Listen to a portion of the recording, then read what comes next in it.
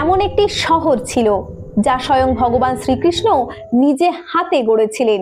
এটি সোনার নগরী, সমুদ্রের বুকের উপর দাঁড়িয়ে থাকা এক বিস্ময়। কিন্তু একদিন হঠাৎ করে সেই শহর সম্পূর্ণভাবে সমুদ্রের নিচে তলিয়ে গেল। এটা কি শুধুই পৌরাণিক কাহিনী, নাকি সত্যিই ভারতের ইতিহাসে লুকিয়ে আছে এক হারিয়ে যাওয়া সভ্যতার চিহ্ন? আজ আমরা খুঁজে বের করব দ্বারকা নগরী কিভাবে সৃষ্টি হয়েছিল, কেন তা ডুবে গেল, আজ সেটি ঠিক কোথায় আছে। নমস্কার, দ্য আনসিন স্টোরির পক্ষ থেকে আমরা আরেকটি নতুন ভিডিও নিয়ে চলে এসেছি আপনাদের কাছে। ভিডিওটি শেষ পর্যন্ত দেখতে থাকুন, আর ভালো লাগলে অবশ্যই লাইক করুন। আপনারা হয়তো এতক্ষণে বুঝতে পেরেছেন আজকের ভিডিওটি কি নিয়ে হতে চলেছে। আজ আমরা কথা বলবো শ্রীকৃষ্ণের তৈরি দ্বারকা নগরী সম্পর্কে। এত রহস্য, এত অলৌকিক কাহিনী, সব কি কেবল কাকতালীয়? তাহলে চলুন জেনে নেওয়া যাক আজকের ভিডিওতে। হিন্দু ধর্মগ্রন্থ মহাভারত এবং শ্রীমদ্ ভগবত পুরাণ অনুযায়ী প্রায় 5000 বছর আগে ত্রেতা এবং দ্বাপর যুগের সন্নিগ্ধে শ্রীকৃষ্ণ মথুরা ছেড়ে সমুদ্রের তীরে একটি নতুন নগরী গড়ে তোলেন। কারণ মথুরার বারবার আক্রমণ করছিল শক্তিশালী রাজা জরাসন্ধ। নিজের প্রজাদের রক্ষা করার জন্য শ্রীকৃষ্ণ সমুদ্রের দেবতার কাছে ভূমি প্রার্থনা করেন। তারপর সমুদ্র সরে যায়, আর সেখানেই গড়ে ওঠে এক অপূর্ব নগরী দ্বারকা। সোনার প্রাসাদ, বিশাল রাজপথ, অসংখ্য প্রাসাদ এবং মন্দিরে ভরা এক আধুনিক নগর সভ্যতা। এমনকি বলা হয় এই নগর পরিকল্পনা করেছিলেন দেবশিল্পী বিশ্বকর্মা নিজে।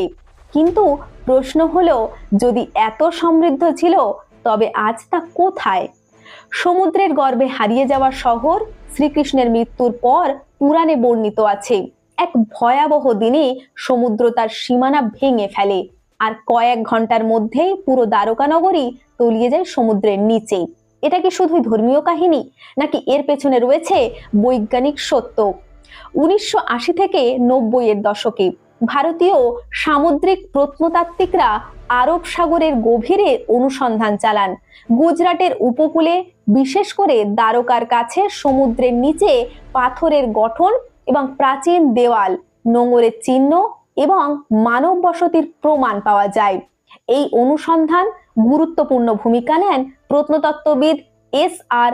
রাও।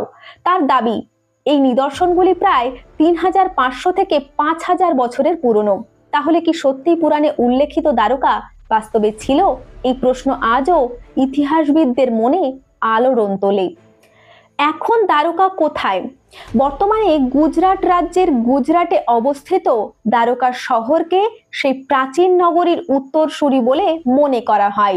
এখানেই দাঁড়িয়ে আছে বিখ্যাত দ্বারকাশী মন্দির, যা হিন্দু ধর্মের 4 ধামের একটি।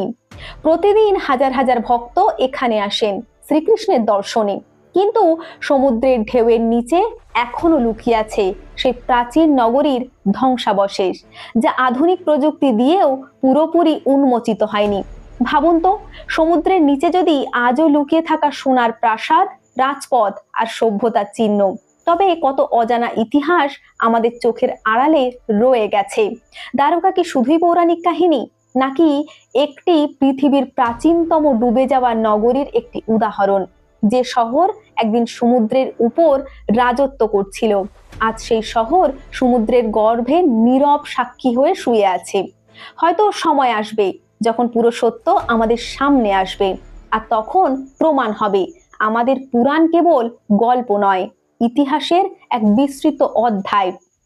সমুদ্রের ঢেউ আজও যেন ফিসফিস করে বলে, দ্বারকা ডুবে যায়নি, সে অপেক্ষা করছে আবার জেগে ওঠার জন্য। আপনি কি বিশ্বাস করেন দ্বারকা সত্যিই ছিল? কমেন্টে জানাতে ভুলবেন না। আর এরকম রহস্যের ইতিহাস জানতে আমাদের চ্যানেলটি সাবস্ক্রাইব করুন, আমাদের সাথে জুড়ে থাকুন। দেখা হবে অন্য কোনো ভিডিওতে। ততক্ষণ ভালো থাকুন, সুস্থ থাকুন, সাবধানে থাকুন। ধন্যবাদ।